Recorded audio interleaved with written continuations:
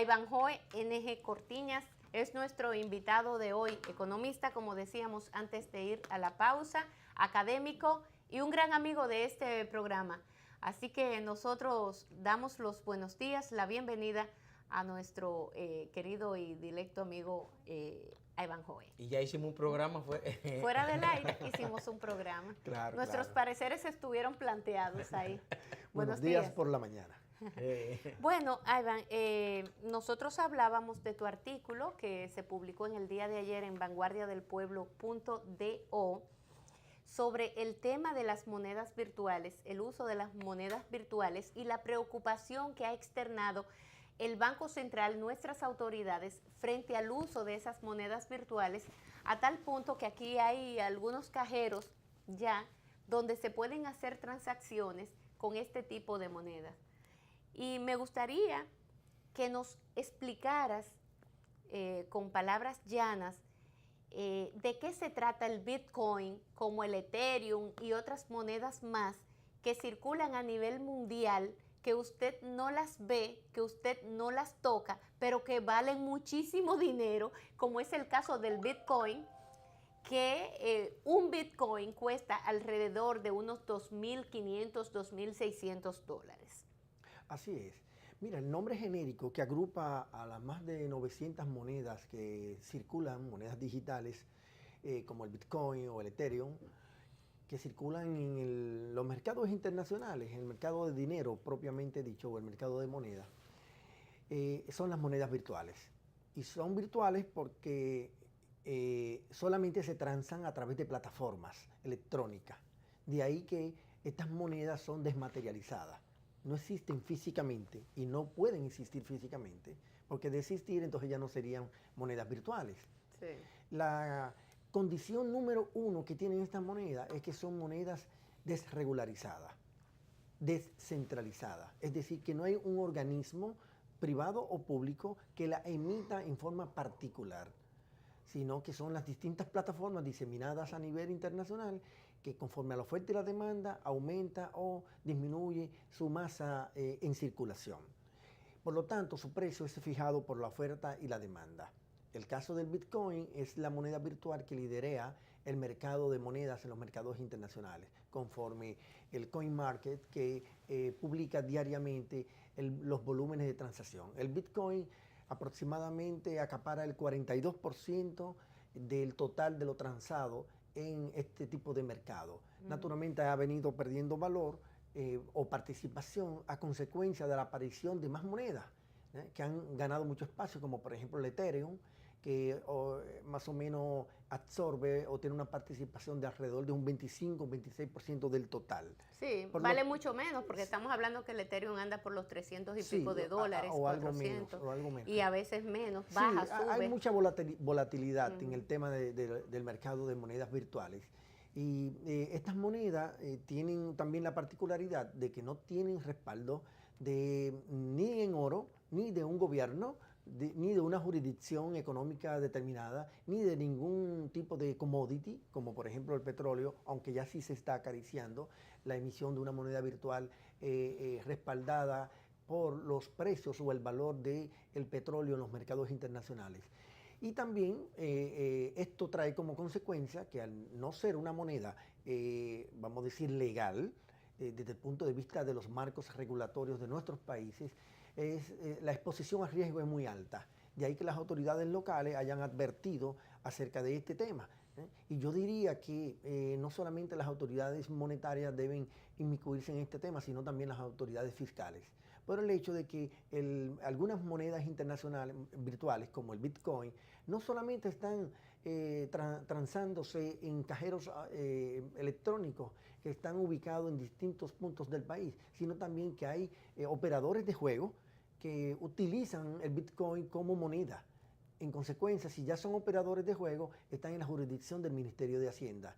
Por eso he planteado que el Ministerio de Hacienda debe de decomisar, debe de prohibir el uso de estos aparatos electrónicos porque esta moneda no está respaldada. Las monedas virtuales no es una divisa. Al no ser una divisa y al no ser una moneda nacional, en consecuencia, no puede tener el respaldo legal de ninguna entidad pública en ningún país. En el caso dominicano no lo tiene conforme a la ley monetaria y financiera y conforme a la Constitución de la República. De ahí que hasta ahora las operaciones que se realizan con las monedas virtuales son operaciones privadas, netamente privadas, y en consecuencia los riesgos que se derivan son netamente privados. Sin embargo, no deja de ser una amenaza a lo que podría ser eventualmente darle un golpe a la estabilidad macroeconómica por la que presentan o la que presentan algunos países o muchos países, como es el caso de la República Dominicana. ¿Y cómo afectaría esto a la economía de un país determinado? En el caso de la República Dominicana.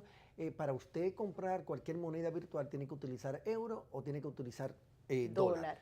Obviamente, si usted compra Bitcoin o Ethereum o cualquier otra moneda virtual, tiene que sacar dólares de la economía, o euros, que son divisas, de la economía dominicana. Nosotros no somos productores de esas monedas. Nosotros tenemos, o sea, de esas divisas, nosotros tenemos que exportar para poderlas adquirir. Entonces, si estas monedas salen, o estas divisas salen por operar en el mercado virtual de monedas, entonces tiene un impacto negativo en lo que es el volumen de divisas en la República Dominicana, porque estarían dejando de respaldar las verdaderas actividades económicas y comerciales del país, llámese importación de bienes y servicios, así como también todo lo relativo a el problema del endeudamiento y el servicio de la deuda. Por lo tanto, eso le adiciona una presión más al tema cambiario dominicano. De ahí que la importancia que las autoridades monetarias y fiscales sean celosas porque eventualmente pudieran tener un impacto. Ahí bajó. ¿Qué beneficio y qué garantía tienen los que adquieren esas monedas? Mira, beneficios podrían ser muchos. Garantía, ninguna. Beneficios muchos, claro. Beneficios muchos porque, bueno, originalmente el Bitcoin se cotizaba a 40, 30 y tantos de dólares. Estoy hablando 2009, 2010. Pero hoy, el 2017, se transa por encima de los 2.500 o alrededor de los 2.500 dólares. Entonces, como puede ver, el que pudo hacer operaciones 1, 2 o 3 años atrás y ahora la realiza, pues los beneficios son cuantiosos. Sí. Ahora, en términos de exposición al riesgo, son todos. Y son todos porque no hay ninguna regulación en el mundo. En Estados Unidos, que es la economía más desarrollada del mundo, desde todo el punto de vista, incluyendo el financiero, han sido sometidos a la justicia a decenas de operadores de monedas virtuales por la Comisión de Valores y Financieros de los Estados Unidos, que es la SEC.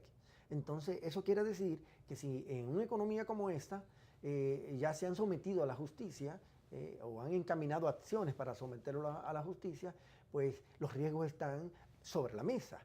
De ahí que los riesgos son infinitos. Ahora, ¿quiénes apuestan a esos riesgos? Los que tienen capacidad para hacerlo. ¿Y quiénes tienen capacidad para hacerlo? Los que tienen sobrante.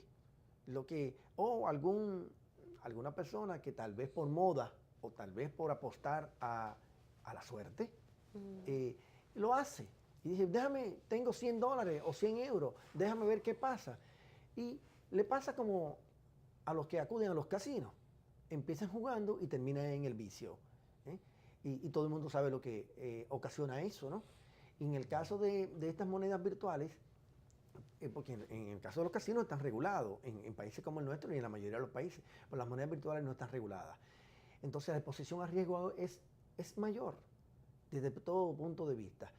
Al que le sobra el dinero, al que le sobra capital y apuesta al capital de riesgo, porque las monedas virtuales son actividades de capital de alto riesgo, no de riesgo, no, sino de alto riesgo, están apostando a eso. Y el alto riesgo tiene dos extremos, prácticamente no tiene punto intermedio, o lo ganas todo o lo pierdes todo.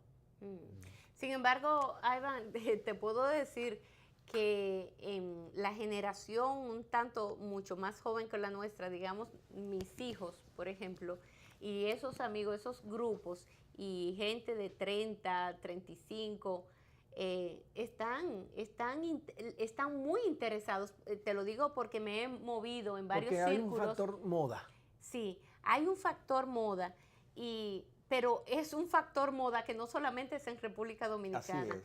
Eso es a nivel mundial y estoy viendo muchas personas que están invirtiendo en tanto con la moneda del Bitcoin como otras más y están haciendo grandes transacciones con esas monedas. De hecho, hay tiendas que tú puedes comprar con el Bitcoin ya actualmente, tú puedes comprar con esa moneda en tiendas, por internet tú puedes hacer tus compras con el Bitcoin, o sea que va ganando cuerpo, se va convirtiendo cada vez en una realidad y por eso te decía fuera de cámara, bueno, pero que las autoridades, no de la República Dominicana, sino a nivel mundial, quienes regulan la economía en el mundo, tendrán que buscarle una alternativa, una solución, porque también con estas monedas se compran armas, pero no estoy hablando de una pistolita cualquiera, estoy hablando de grandes transacciones que se dan a nivel virtual y que son una realidad Precisamente también. de ahí la importancia de advertirle a los jóvenes que por moda o por apetito financiero o apetito económico están incursionando en estas actividades. Es bueno que ellos lo sepan, que ellos sepan que lo están haciendo bajo su propio riesgo y un riesgo que es muy alto.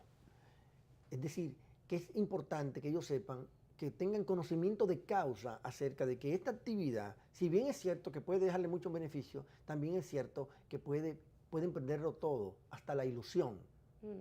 Entonces, el tema de la... Hace poco, unos hackeadores intervinieron plataformas de monedas virtuales y afectó a cerca de 1 millón de usuarios en el mundo. Entonces, ya puede ver que hay precedentes de fraudes, en adición a lo de trata de humanos, comercio ilegal de armas, de drogas, de evasión fiscal, perdón, y de otras actividades ilícitas que hacen que haya el riesgo aumente sobre esta moneda. Ivanhoe, ¿se podría decir que este caso de Odebrecht de algún modo podría afectar la economía dominicana? Bueno, eventualmente podría impactar negativamente. Primero por el tema de los dólares, ¿no? Que le decía. ¿Te referías al Bitcoin o a todas las monedas? No, yo digo este caso de Odebrecht. Ah, de Odebrecht. Sí, el caso este de Odebrecht, el escándalo de Odebrecht que hay aquí en el país. Sí. ¿Piensa de que de algún modo puede afectar a la economía dominicana? Mire, los amigos que nos ven me están viendo que estoy estornudando. Es que me ha pasado un accidente de esos que pasan en las cosas que son en vivo, ¿no? Y que le pueden pasar a los que comercializan monedas virtuales. El impacto de lo improbable. Un mime se me entró en la boca y no podía evitarlo. Okay. Así que le pedimos excusa a los amigos que nos ven. Le decía que con el tema de Odebrecht, el impacto económico que podría tener este proyecto ya lo tuvo, porque las autoridades públicas estaban obligadas a concluir el proyecto. Originalmente, el financiamiento de esa obra iba a estar en manos de los ejecutores, que iban a procurarlo a través del país de origen. Ante el escándalo que se ha producido a nivel internacional y cortarse esa fuente de financiamiento que iba a provenir básicamente de Brasil, obviamente el Estado dominicano tenía que buscar las alternativas. La ha buscado en los mercados internacionales con la última emisión de los bonos que emitió por cerca de 500 millones de dólares. Pero eso estaba en el presupuesto de la nación.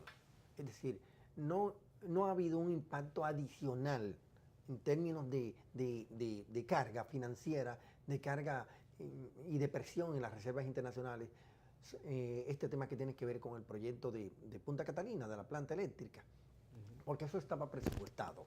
Ahora, en términos de lo que implica para la República Dominicana, tendrá un impacto positivo porque aumenta la competitividad de la economía dominicana. ¿Cuál ha sido una de las mayores críticas que se le ha hecho al país en términos de competitividad? Los altos costos de la generación de la energía eléctrica. ¿Y cuál es otra crítica visceral que también se le ha hecho? La composición de la matriz de insumo de generación de electricidad. Pero Hoy, sin embargo, ahí viene otra de los temas, y es crear tanta expectativa a la población, que si bien es cierto que pudiera ser beneficioso de momento, no así a futuro. Estoy hablando de crear quizás unas falsas expectativas al usuario de que su tarifa energética va a bajar enormemente porque ya están haciendo 2 plantas a carbón y se van a poner en funcionamiento. ¿Qué tan real podría ser esto? Porque estamos hablando de que tenemos un servicio energético muy deficiente en la distribución de esas energías. Sabemos muy bien que uno de los problemas más graves aquí actualmente no es la generación. Aquí se genera lo que la población demanda realmente. Aquí el tema es la distribución. ¿Por qué? Porque hay que hacer grandes inversiones en el tema distribución con el cableado y una serie de sistemas que no son eficientes, que hay que invertir en ellos para poder esa energía que compramos de parte de los generadores pueda llegar y se pueda distribuir sin que haya tantas pérdidas. Pero actualmente el porcentaje de las pérdidas en el sector distribuidor, quienes distribuyen esa energía, pues es demasiado grande, es una cosa casi insostenible. Yo he hablado con el sector distribuidor y la verdad es que ahí hay una grave situación. Mira, Lindsay y Alexander, yo pienso que el problema eléctrico es de producción y es de distribución. Y es de producción porque cuando hablamos de costo de generación de energía y cuando hablamos de la composición de la matriz de la generación de energía, es un tema que está del lado de la oferta. Sí. Y en la medida que usted tenga una mayor diversificación de la oferta energética a través de una diversificación de sus fuentes de generación, pues obviamente está mejorando tu capacidad competitiva. Y al mismo tiempo, en la medida que usted tenga un abanico de opciones de oferta de energía, de producción de energía eléctrica con distintos costos, hace que la que tenga mayor participación en el mercado, con menores costos, induzca a una reducción de la factura. Sí, Y lo esa que digo reducción- es que no será tan importante como la gente pudiera formarse una idea, tener en su cabeza de que la energía le va a bajar a tal punto de que ya no va a ser un problema. Aquel que le llega la energía de 10, 15 mil pesos, que se le vaya a poner en 8 mil. O sea, ¿qué tanta expectativa se está formando? ¿Es real esa expectativa respecto a entrar, una vez entra en funcionamiento estas 2 plantas a carbón? Yo me inclino en pensar que hay más elementos para favorecer una reducción del precio de la factura eléctrica a que se mantenga igual o aumente. Y lo digo porque... Aún sean 20 centavos, ¿sabes? Sí, Si es algo- menos, es menos. Pues por supuesto, y si es menos, es mejor que sea más, ¿no? O es mejor que sea igual. Y además también porque se siente un precedente de competencia y eso es bueno para un mercado, en el caso particular del mercado eléctrico. Yo creo que el tiempo dirá. Se podrán hacer análisis de que los precios no van a reducirse, podrán hacer análisis de que el precio va a reducirse, el tiempo dirá. Yo me inclino en que el precio se va a reducir en el mediano plazo. Esto no quiere decir que se va a resolver todo el problema eléctrico, porque recuerda también que hay un problema de cultura de pago. Es decir, aquí los niveles de morosidad son altos en la parte que tiene que ver con el pago. Sí. Ahí vamos, decía Eso es verdad. el director de la DGI que el gran problema de la economía dominicana es son las excepciones fiscales y las excepciones fiscales y los incentivos y esas cosas. Aparte de eso, ¿qué riesgo cree que tiene la economía dominicana fuera de esas tantas políticas de favorabilidad que le dan a algunos sectores productivos. Yo he sostenido más de una vez que el problema fiscal dominicano no es solamente de evasión. El problema fiscal dominicano es un problema integral que va por el lado del ingreso y por el lado del gasto. Yo he escuchado últimamente autoridades del ámbito fiscal referirse a que el mayor problema de la economía dominicana es la baja presión tributaria.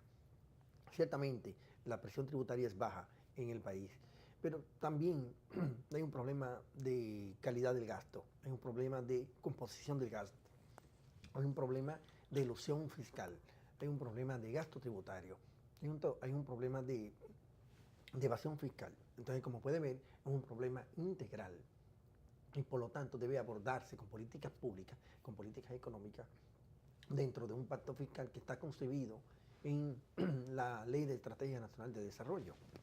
Y eso, para los fines, es importante abordarlo de esa forma. Yo pienso que el tema fiscal dominicano es un gran desafío para las autoridades locales y también para el sector empresarial dominicano.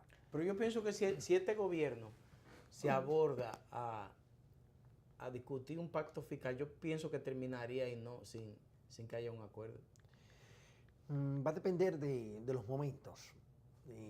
Yo soy de lo que opino que estamos en un buen momento. Hay estabilidad monetaria, hay estabilidad cambiaria, hay estabilidad fiscal, hay estabilidad política, hay estabilidad institucional. Entonces, si están dadas esas condiciones, el escenario es propicio como para impulsar un proceso de desarrollo de un pacto fiscal, que no se hace ni se alcanza de un día para otro. Eso se toma su tiempo. Es mejor ir a una mesa de negociación sin presiones de ningún tipo, para que los actores puedan generar la sinergia necesaria para producir lo mejor. Fíjate, en esto, yo le escuché a usted a referirse al tema de la decisión de la jueza Miriam Germán, donde se refería al hecho de que lo peor que puede acontecer a un juez es tenerle miedo a la toma de decisión. Y también hacía referencia al tema de la presión social en torno a las decisiones. Hay que recordar que el único hombre puro que ha nacido en el mundo es Jesucristo. Más de ahí, nadie. ¿Y quién juzgó a Jesucristo? A Jesucristo lo condenó la aclamación popular, siendo un hombre puro. Entonces, imagínate nosotros los mortales, que los jueces tomen en cuenta el tema de la presión social, de la presión mediática, de la presión virtual. Entonces, no se estaría haciendo justicia, se le estaría haciendo un flaco servicio a la justicia. Yo creo que a cualquier imputado se le debe juzgar en función del derecho y de los hechos. El derecho, respetándose el debido proceso, y los hechos mostrando las evidencias, si es que la hay. De manera que yo pienso que este tema fiscal de Odebrecht, de las monedas virtuales, son temas que son desafíos para la sociedad dominicana.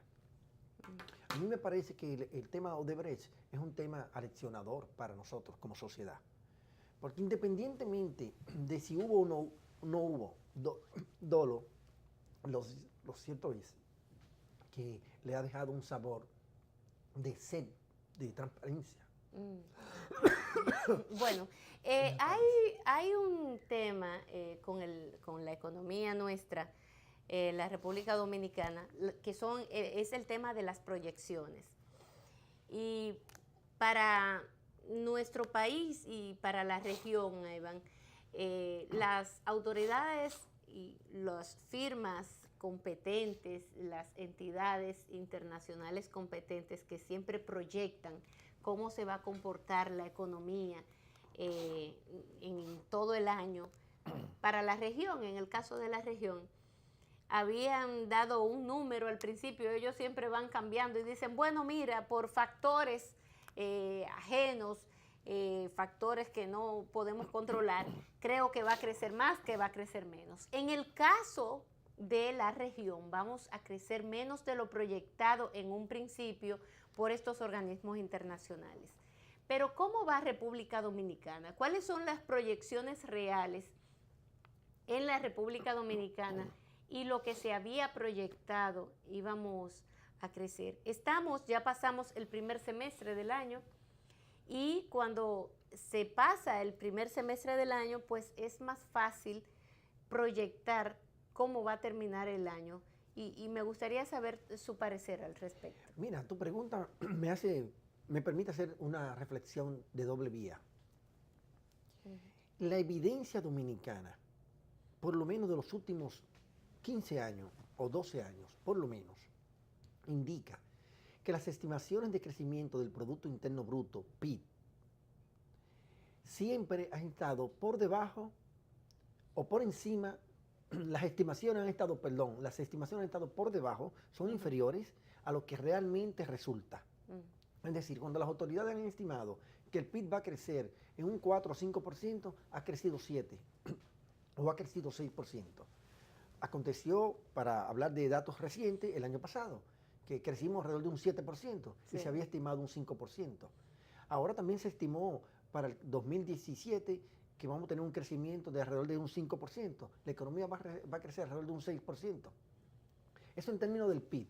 Por el otro lado, en términos del comportamiento de los precios, la inflación, se da lo contrario. Siempre la inflación ha sido menor que la que se ha estimado. Es decir, un ejercicio contrario a lo del PIB. Mientras el PIB se estima un monto, el resultado es mayor. Pero siempre en beneficio. Y eso es beneficio. En términos de la inflación, cuando se ha estimado, digamos, un 4%, que es la estimación del techo de la meta de inflación, para este primer semestre la inflación es de un 1%. Y si usted lo proyecta para 12 meses, pudiera estar rondando el 2%. Es decir, por debajo de lo que se ha estimado el tema de la inflación. Siempre las estimaciones son aproximaciones. Y estas podrán estar influenciadas por factores endógenos y por factores exógenos. En el caso del PIB, perfectamente pueden ser provocados por los dos. En el caso de la inflación, por igual. Porque cuando usted tiene que el precio del petróleo aumenta en los mercados internacionales, es un factor exógeno e impacta en los niveles de inflación dominicanos por el tema de la inflación importada.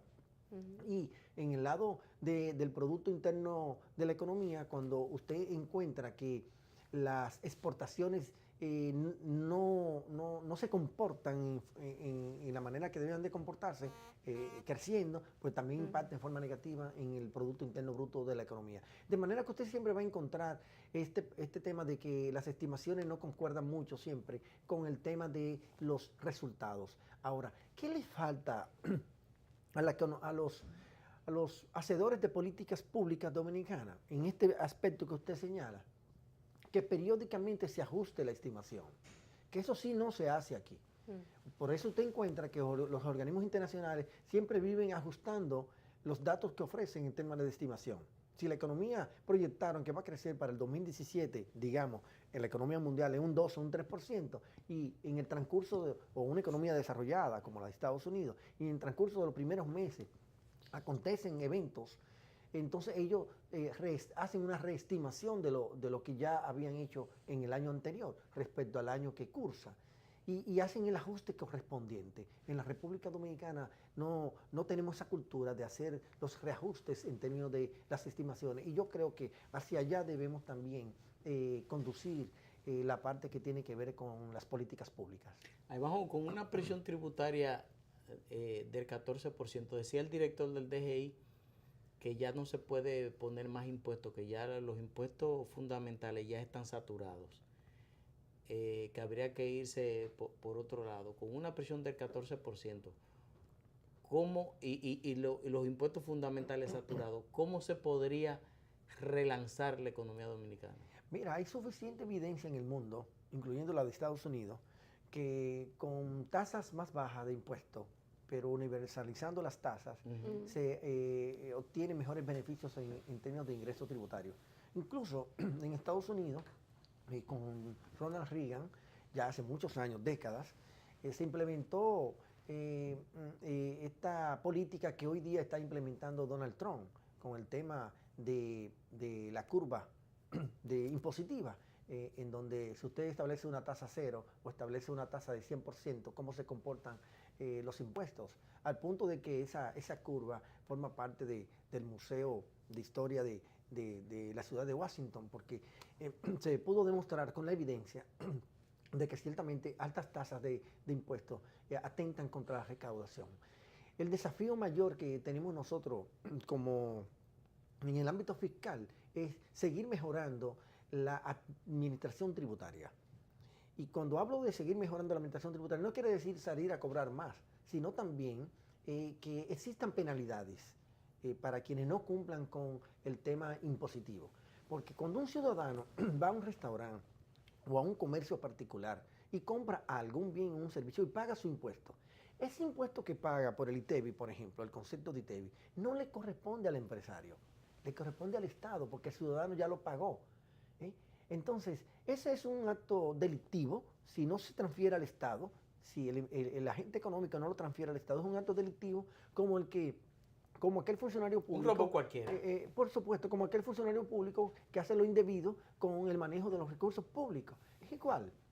Entonces, uno en el ámbito privado y otro en el ámbito público, pero afecta a lo público. Porque cuando usted afecta al ingreso tributario, está afectando a lo público porque deja de quitarle capacidad financiera al gobierno para hacer inversiones y gastos sociales que son necesarios en países como el nuestro. De ahí que ese es un desafío importante que tenemos nosotros como nación en términos fiscales. Y naturalmente, retomo el tema de la composición del gasto. La composición del gasto dominicano se ha deteriorado en los últimos años. Y cuando hablo de los últimos años no me refiero a 2, 3 años. En los últimos 10, 15 años se ha venido deteriorando. El gasto corriente ha venido ganando espacio respecto al gasto de capital y eso no es bueno cuando se quiere apostar a aumentar la dotación de infraestructura productiva y dotación de bienes de capital, que son los que al final de cuentas le dan mayor capacidad productiva y de generación de divisas a una nación como la dominicana. Me hubiese gustado hablar sobre el tema de las exenciones más ampliamente, porque aquí fue fácil destinar unos recursos importantes de parte del gobierno al sector privado, convirtiéndose estas exenciones en aproximadamente el 6% del PIB. Fue fácil hacerlo y se hizo en un momento en que el mundo andaba patas hacia arriba. A eso que se le denomina 2008, el gasto tributario. El gasto tributario. Y entonces viene el presidente Leonel Fernández a respaldar el sector empresarial con el propósito de que no se perdieran empleos en ese sector y así, por supuesto, era una responsabilidad del gobernante en ese momento poder enfrentar la crisis mundial. Sin embargo, Iván, fue muy fácil crear esas condiciones para el sector privado, pero qué difícil ha sido retirar eso cuando ya ese sector privado no la necesita. Y es un tema que podremos tratar en otra oportunidad más ampliamente, porque se refirió el propio ministro de Haciendas al tema de la economía nuestra, que si es el tema fiscal, que si es el tema gasto, el que afecta a la economía dominicana. De todos modos, agradecemos muchísimo su visita en el día de hoy, como siempre, a Ivanhoe NG Cortiñas y a ustedes, amigos, también. Gracias por el favor de seguirnos. Gracias por las incidente. Sí, gracias por las reacciones de la gente que siempre nos escriben a través de las redes sociales y para mí es importantísimo que esto suceda, porque esa interacción enriquece el programa con sus pareceres y con temas que ustedes sugieren y que nosotros aquí pues muchas veces abordamos. Gracias por el favor de seguirnos nueva vez. Tengan feliz resto del día. Usted, compañero, nos vemos mañana. Que tenga buen resto del día.